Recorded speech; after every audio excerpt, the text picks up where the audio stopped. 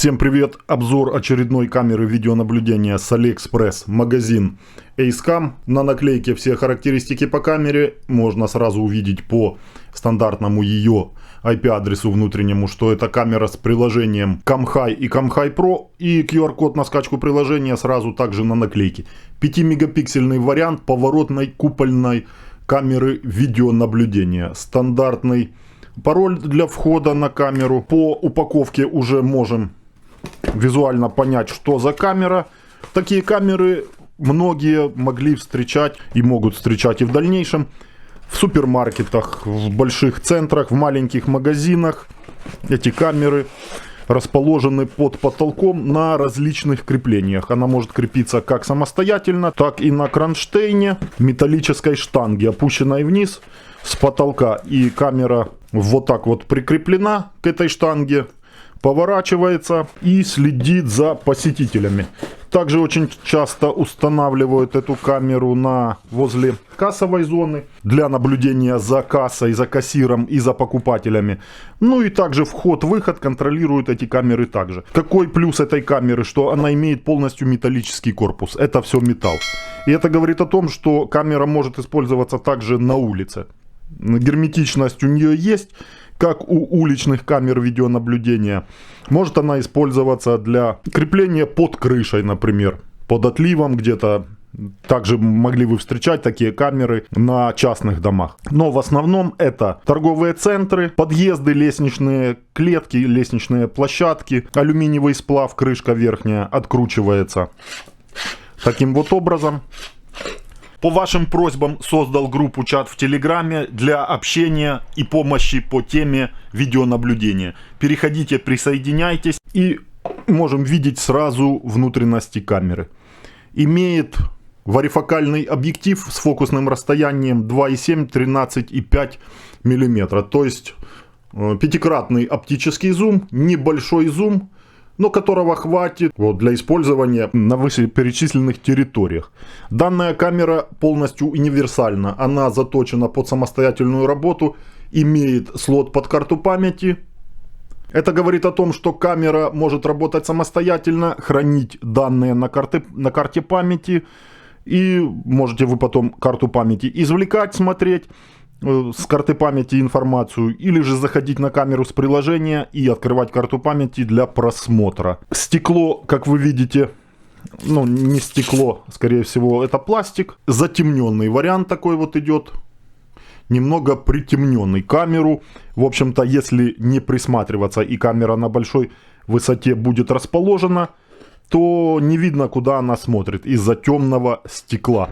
Первый минус в прошлом этих камер, это было то, что при вот таком вот положении камеры, как сейчас она смотрит, при ночной картинке, отсвет был от ИК светодиодов, отсвечивали вот этот вот белый корпус.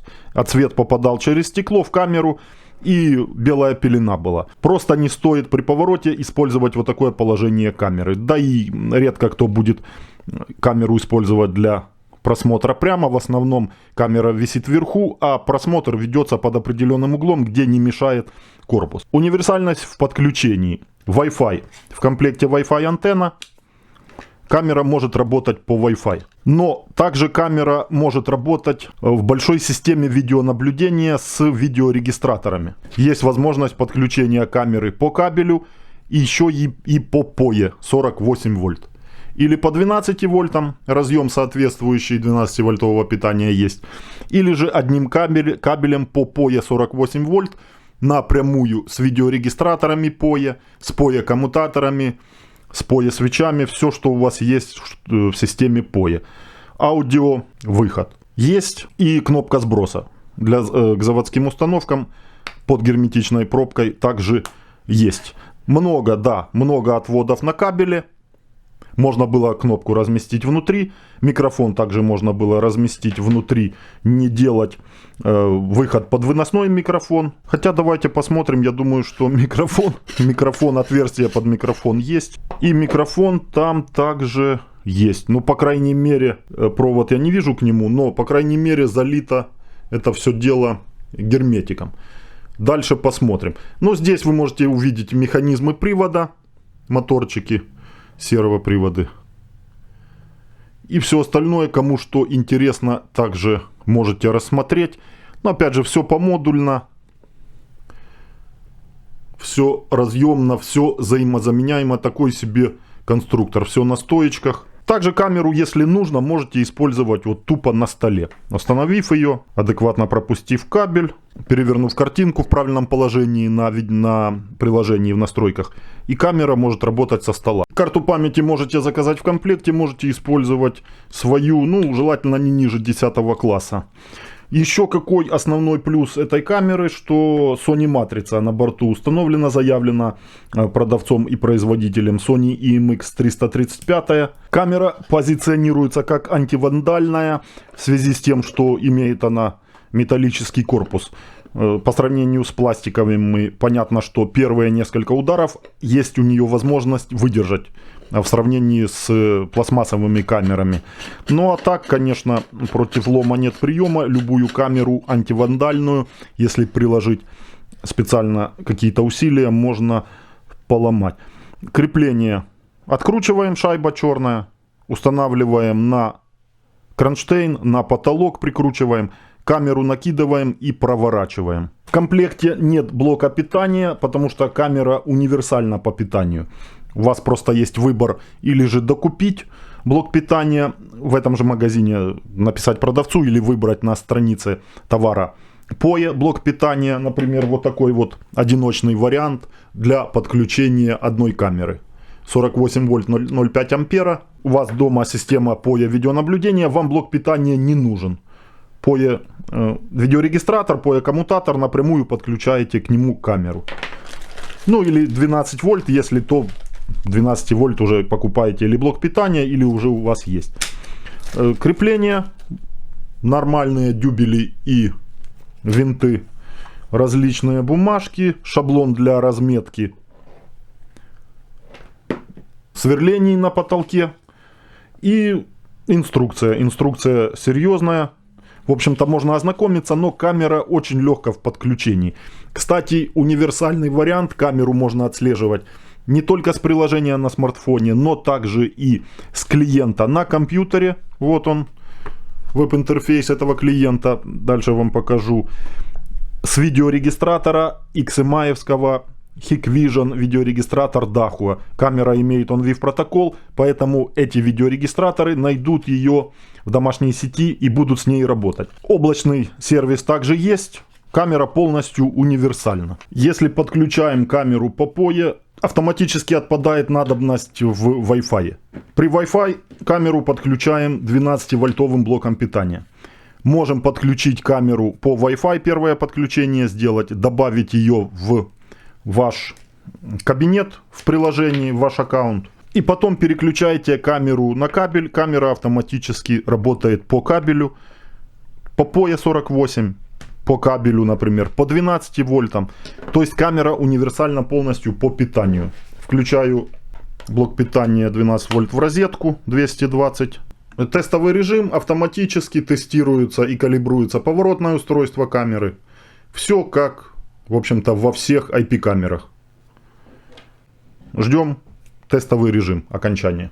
Приложение CamHi Pro. Если у вас нету камер, у вас будет пусто. У меня в списке устройств есть одна камера. Добавляю плюс, добавить камеру, IP-камера. Выбираем, что нам нужно. Беспроводная с низким не подходит, 4G. У нас IP-камера. Новое устройство или же подключенные в локальной сети. Новое. Включите секунду, то есть устройство, 30 секунд, подождите. Все как мы делали перед этим. Подключен сетевой кабель или же не подключен. Выбираем второй вариант, перейти к добавлению. Считываем код, QR-код с наклейки на камере, QR-код с ID устройства.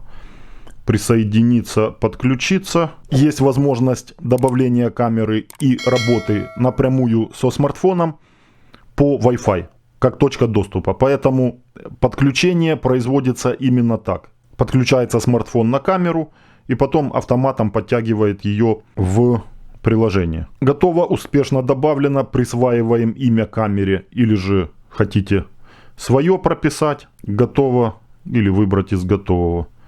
Камера в сети. в списке устройств добавлено, внимание, да, пароль. Понятно, измените пароль. Требуется изменение пароля обязательно. Готово, пароль успешно изменен. В сети заходим на камеру. Стандартно рекомендации, управление, понятно. Камера кверх ногами, но картинку можно перевернуть. Если такое, например, расположение хотите. Картинка в SD качестве и уже неплохая. Сейчас в HD переведу. О, сразу. Ну, отличный вариант. Качественная, хорошая картинка. Угол обзора сразу идет широкий, потому что изначально фокусное расстояние 2,7-2,8 мм. Немного рыбьего глаза есть, совсем немного. Но это очень классно. Начальная фокусная широкая. То есть широкий угол захвата идет. Это супер. Приближаешь. Ну и понятно, что меняется фокусное расстояние. То есть камера для тех целей, о которых я вам рассказывал сразу, отлично подходит. Не быстрое зумирование, не быстрая работа поворотного устройства. Ну, это камера не скоростная. И камера не того ценового диапазона, чтобы работать шустро. Основное, что имеет она также интеллект, имеет определение силуэта человека, возможность присылания уведомлений вам по этому поводу в приложение. И дальше посмотрим. Настройки камеры, все тут есть. В общем-то, кликаете, заходите и смотрите. Настройка SD-карты, емкость, форматирование SD-карты желательно сделать, когда карта установлена в камере. Хоть и определилась, но изначально делаем форматирование и потом уже 100% будем уверены, что видео сохраняется корректно. Готово. В настройки можно заходить, не открывая картинку с камеры. Настройки видео. Здесь немаловажно разрешение. Есть возможность смены. Скорость передачи, частота кадров 15 при 5 мегапикселях. Основной поток и дополнительный поток. Вот можете заходить настраивать. Настройка звука, громкости. Не так важно. Настройка времени устройства, синхронизация с телефоном. Делаем обязательно для корректной и записи на карту памяти, сохранения видео. Начальная настройка, имеется в виду восстановление заводских или перезагрузить удаленно. Все это вы можете делать, взяв с собой смартфон, не обязательно находясь рядом с камерой. Это если вы будете отслеживать камеру через интернет из любой точки мира. Если нет интернета, а вам нужно зайти, можете зайти на камеру напрямую, как я вам и показывал. Изменение настройки беспроводной сети, подключение роутеров, подключение беспроводных сетей рядом. Хотим подключить камеру по кабелю. Сейчас по Wi-Fi работает, 12-вольтовый блок питания, все по стандарту. Просто хочу подключить кабель от роутера. Подключаю кабель от роутера. Пошла индикация на RJ45. И камера, по идее, через несколько секунд, вот она перезагружается. Не подключена. Через несколько секунд должна появиться в сети и уже работать по кабелю. Чтобы обновить список устройств, протягиваем картинку вниз, и вот камера у нас в сети и уже работает по кабелю. И смотрите, сразу же пошел заход, то есть камера появилась у нас в HD качестве. По Wi-Fi в SD качестве появилась, по кабелю более стабильное соединение, сразу открылась в HD. Хочу все отключить, отключаю камеру, блок питания отключаю, отключаю этот кабель. И хочу подключить камеру по POE. Пропадает она у нас из сети. В списке устройств она остается обязательно, но в статусе не подключена. Беру POE блок питания от роутера. Кабель подключаю в разъем LAN. Для камеры кабель подключаю в разъем POE. И этот кабель может у вас при условии подключения по POE 48 вольт может иметь длину до 100 метров. При подключении 12 вольт кабель будет иметь длину, ну, как правило, до 30 метров. Все зависит от качества кабеля. И подключаю блок питания в розетку 220. POE блок питания. Стандартная загрузка каждый раз при пропадании и появлении питания, как у обычной IP-камеры. Добавил камеру по OnVIF протоколу на видеорегистратор XMI на 16 канал. На вторичном потоке вдруг в маленьком окне, вот когда несколько камер открываете одновременно, не открывается камера в маленьком окне. Нужно зайти в веб-интерфейс камеры на компьютере и поменять разрешение. Стоит по умолчанию 800 там на с чем-то на 600. Поставить 640 на 480. И тогда камера будет выводиться во втором потоке на видеорегистраторе. Картинка с камеры, на улице пасмурно, идет дождь. В общем-то, все отлично. Есть возможность регулировать, если нужно, яркости добавить, контрастности. Видно, что Sony матрица, потому что детализация лучше, чем у бюджетных камер. При том, что у нас изначально очень широкий угол. Широченный угол 2,7 мм, как я вам говорил, начальное фокусное расстояние. Это очень классно. Управление также с видеорегистратора работает. Камера полностью смотрит под себя. Полностью вниз смотрит. Под таким же широким углом вы будете различать разные моменты. Понятно, что камера не рассчитана на большое расстояние. И это вам нужно сразу учитывать. Но вот такая небольшая территория, широкий угол, и тут нужно вам приблизить, например, кассовая зона берем, рассматриваем разные моменты. Камера не скоростная, но нужно посмотреть в веб-интерфейсе, может есть возможность увеличить скорость поворота. Приблизили, автофокус сработал, камера сфокусировалась на том или ином моменте, на кассе, на продавце, на покупателе. Это вы можете заходить удаленно с приложения на смартфоне. Просто зашли, взяли смартфон, открыли приложение и заходите на камеру, установленную в своем магазине, например. И также производите вот эти все моменты. Повороты, зумирование, все, что захотите. Быстро открывается. И звук. Что немаловажно, установленный микрофон уже в камеру. Вывод на кабеле не обязательно использовать. Обычный звук улицы. Вот даю вам послушать микрофон. И также этот звук можно воспроизводить с видеорегистратора. На колонки, подключенные к видеорегистратору в онлайне. С приложения вращаю камеру. Все те же самые моменты произвожу. Увеличиваю, приближаю предмет. Можно приблизить, так и оставить, например, как вам нужно. И камера будет вести запись в этом ракурсе.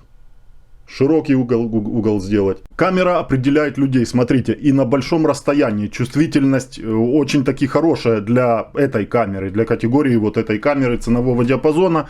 И плюс эти камеры никогда не были дальнобойными. Вот в таких корпусах они рассчитаны широко захватить вот тут рядом. Но чувствительность по определению человека очень таки приличная. И на видеорегистратор ведется запись по человеку. Поставил я камеру по человеку в настройках тревоги. И камера присылает уведомление по человеку в приложение и включает запись на карту памяти, включает запись на жесткий диск видеорегистратора.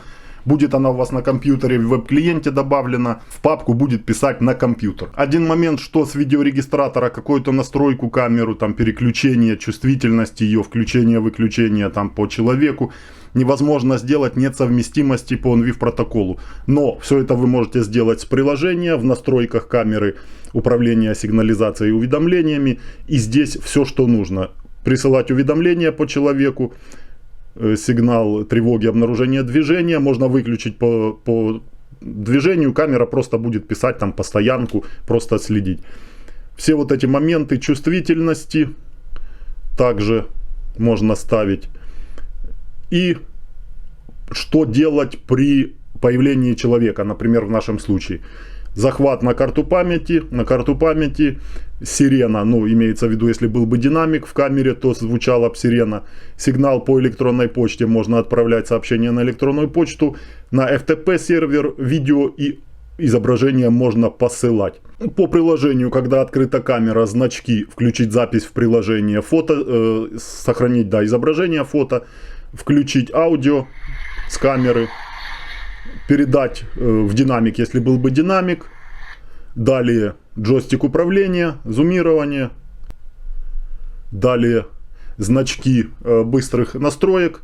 Перевернуть камеру, отобразить, что я вам говорил, если положение камеры изменено.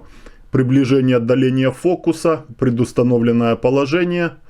Пресеты, если нужно, настраиваете. Камера переходит по пресетам в один клик. Меняет местоположение. Регулировка громкости понятно. Настройка изображения тоже немаловажно. В моем случае я хочу, например, добавить яркости. Опа! И яркость выровнялась серьезно. Все остальное также меняется. Режим ночного видения, если нужно, поменяем. Ну, посмотрим, как камера ночью будет работать. Потому что тоже здесь есть моменты свои. И смотрите, что есть отслеживание движения. Функция отслежения включена. И давайте посмотрим, будет ли камера следить. Ну, я думаю, если есть в приложении, то должна следить. И должна следить за человеком. Проезжает автомобиль, камера не включает запись и не включает слежение. Это уже хорошо. Включена функция именно по человеку. Проходит вон там человек далеко, камера на него срабатывает и поворачивается. Ну, пока она его определяет, то она за ним следит. Дальше уже момента слежения не будет. Так, есть, сработало определение. Камера поворачивается за человеком. Зум не использует.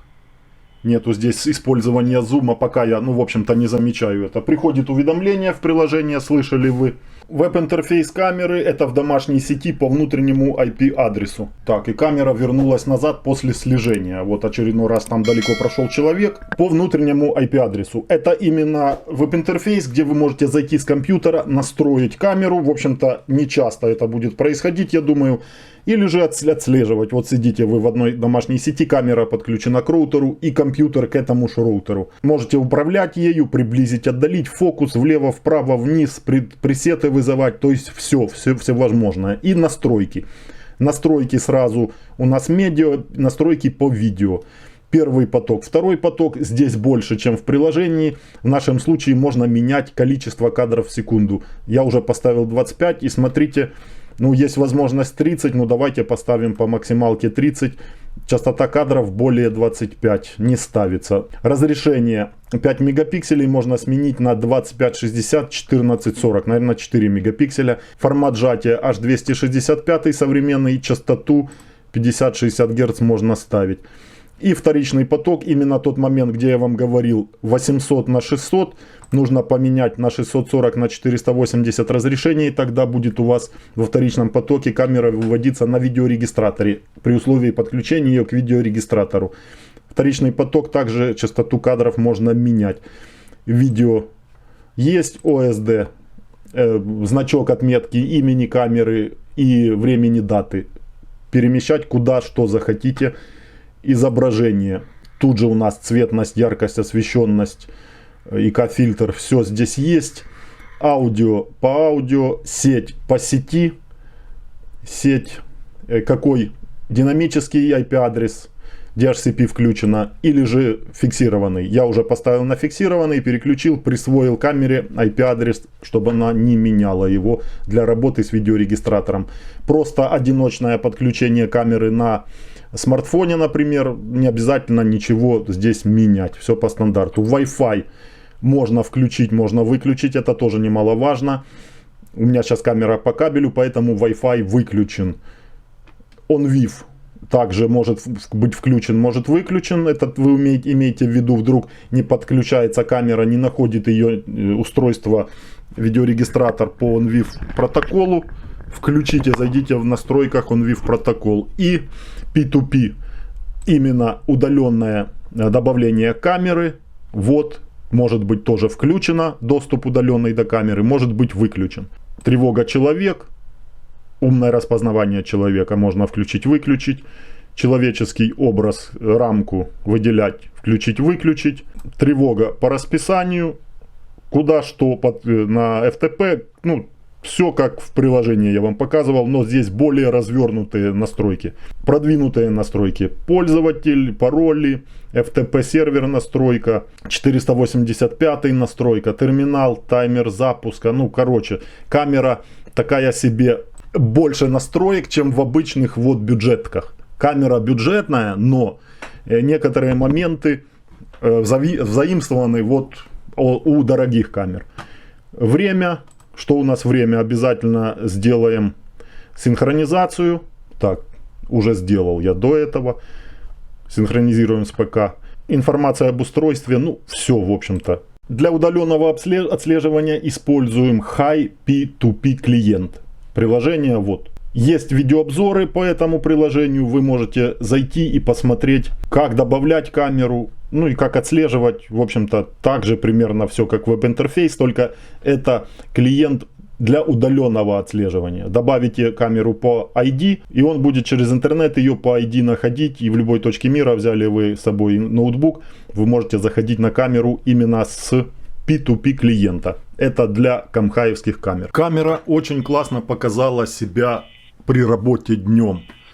Слежение адекватное и определение силуэта человека также порадовало. Увеличив чувствительность в приложении в настройках управления сигнализацией и уведомлениями, листаем ниже, включение, выключение, определение силуэта человека, рамка распознавания, и отрегулируйте чувствительность.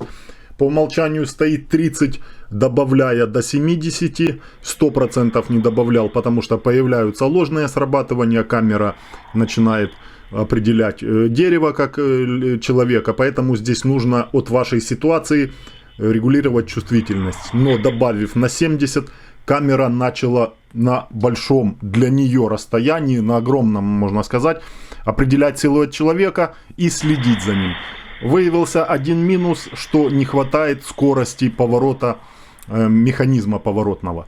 Если мимо камеры быстро проходит человек, она пытается следить за ним, но не догоняет его.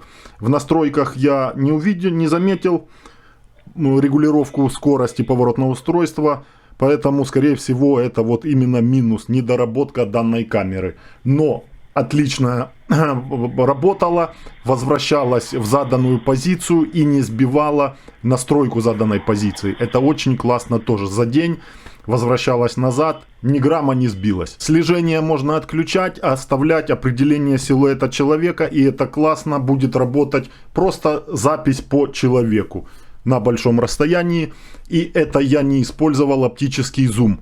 Потому что, не стоит, мне не хватает такого расстояния, чтобы здесь использовать оптический зум. То есть не нужно. Камера на том удалении, на котором нужно, определяет силуэт человека на чувствительности 70 из 100. Вы можете использовать зум, и камера будет определять еще людей дальше. Ну и следить за ними. Минус, конечно, ее основной проявляется ночью. И это вот когда идет снег, например. На стекло попадают снежинки или капли дождя вдруг в случае чего. И вы видите вот эти вот размытия. Размытие именно из-за дождя. Ну вот и определение силуэта человека также работает ночью. Уменьшил я чувствительность, опять же, до 30-ки назад по стандарту. Потому что ночью, тем более, ложные срабатывания будут больше при большой чувствительности. Но камера, как видите, следит. Изображение уже не то. Фокусировка уже... Хотя в нормальных освещенных участках на небольшом расстоянии автофокус отрабатывает нормально и ночью. Есть моменты с попаданием на стекло каких-то помех в виде капель, в виде снежинок. И потом камера видит это дело примерно вот так. Вот. Высохнет, конечно, этого не будет, или протереть этого не будет. Ну или же камера, если будет в помещении, то понятно, что этого тоже не будет. Давайте по максимуму призумируем, посмотрим. На улице полная темнота, без освещения, только вот фары автомобилей. Пытается камера фокусироваться, фокусируется на объектах. Ну, опять же, тяжелые условия, темно и идет еще снег. Да, ей просто не хватает ИК светодиодов. Это не дальнобойная камера, не дальнобойные ИК светодиоды установлены. Будет освещение в том месте, будет искусственное освещение, например, в том месте, фонари, то камера может работать и в цвете даже. Sony матрица позволяет в цвете ночью, при дополнительном освещении, работать в цвете и давать хорошую картинку. Опустив камеру немного ниже, в то место, где хватает ей расстоянии для работы ИК светодиодов мы получаем четкую, отличную, черно-белую ночную картинку. Ну, в общем-то, на то расстояние, на которое камера и рассчитана, в пределах 20 метров. Как по мне, отличная камера. Минусы есть в любом случае, я вам назвал основные. Но могу вам посоветовать именно для работы целенаправленно. Тоже рассказывал вам где. Ну а вы смотрите уже сами по своей ситуации, где такую камеру можно использовать. Но использовать ее можно, вполне корректно работает. Присылает уведомление, приложение корректное, все настройки доступны. В общем-то и не тяжело даже новичку будет подключить, установить эту камеру и ее использовать. Также в системе видеонаблюдения очень понравилась ее работа с видеорегистратором по OnVIF протоколу. Пишет он видеорегистратор с нее по тревоге. То есть по определению силуэта человека нету никаких замечаний. На сегодня все. Всем удачи и до следующих видео.